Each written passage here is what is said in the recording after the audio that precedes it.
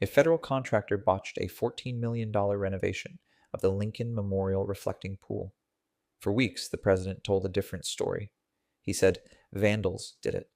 Thugs, he called them, using a knife, a box cutter, a razor. Then a man on a bike touched a loose section of the liner.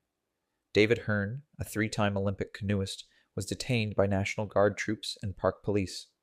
He was charged with a felony, destruction of federal property, arraigned in July. He pleaded not guilty. Then, quietly, on a Friday, the Justice Department reversed course. Their own filing called the installation hasty and botched. They named the actual contractor, Atlantic Industrial Coatings. Not vandals, not Hearn. The documents blaming the contractor existed before he was ever charged. The Interior Department only handed them over after. His lawyers had a word for it. Ready, fire, aim. The government still hasn't apologized. Just wondering if that's coming.